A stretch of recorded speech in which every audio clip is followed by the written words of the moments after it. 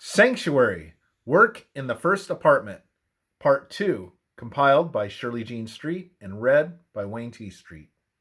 Christ sets before such a person an open door, and no man can shut it. Revelation 3, verse 8. It makes no difference what the surroundings may be. The soul can be free in God, and no human being, not even the devil, can prevent it. This is the victory that overcomes the world, even our faith. 1 John 5, verse 4.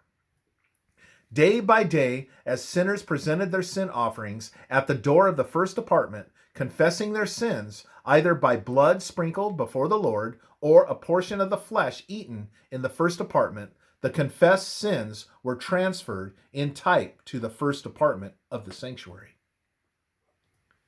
The priest met the sinner at the first veil of the sanctuary and carried within the veil either the blood or the flesh. The sinner could not look within the sanctuary, but by faith he knew that the priest was faithful to present his sin offering before the Lord, and he left the sanctuary rejoicing in sins forgiven.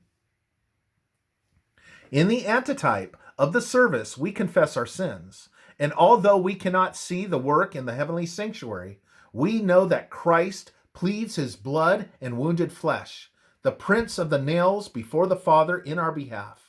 Isaiah 49, verses 15 and 16.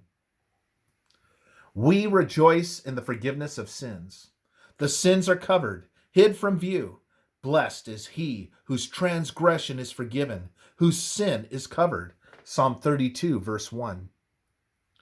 As day by day the sins of the people were thus in figure transferred to the sanctuary, the place became defiled and must be purified or cleansed.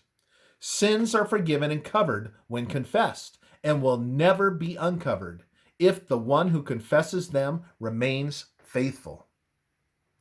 But if he forsakes the Lord and turns back into the world, that part of his past life which, while he was faithful, was covered with Christ's righteousness, appears open and uncovered on the books of heaven. For he himself has withdrawn from Christ and must meet the record of his entire life in the judgment. Psalm 32, verse 1. This is very forcefully taught in the parable of the unmerciful servant who, after he had been forgiven his entire debt, dealt harshly with his debtors, and the Lord then required him to pay all that had been once forgiven him. Matthew 18, verses 23 to 35.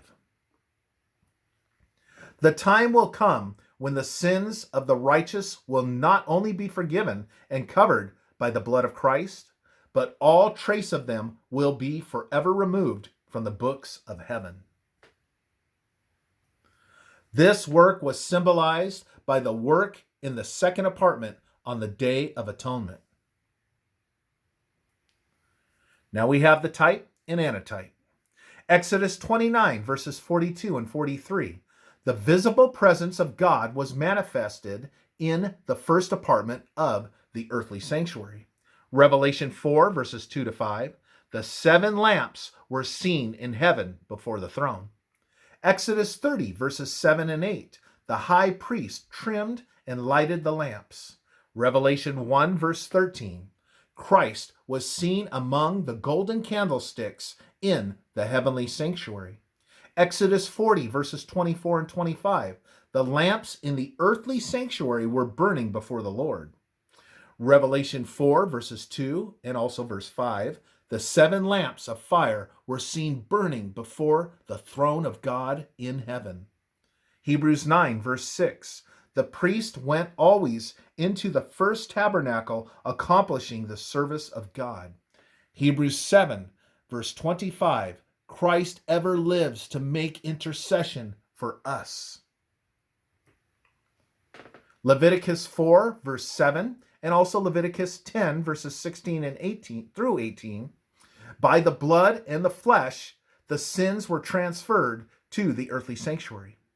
1 Peter 2:24 and 1 John 1, verse 7. By the merits of the sacrifice of the body and blood of Christ, our sins are forgiven.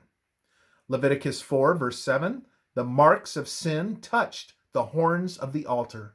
Jeremiah 2, verse 22, the actual sin is marked before the Lord in heaven. Numbers 18, verse 7, none but the priests could look within the veil. All that remained of the sin offering without the veil was burned. All trace of the sin offering was covered from sight. Psalm 32, verse 1, when we confess our sins, they are transferred to the heavenly sanctuary and covered, never more to appear, if we are faithful.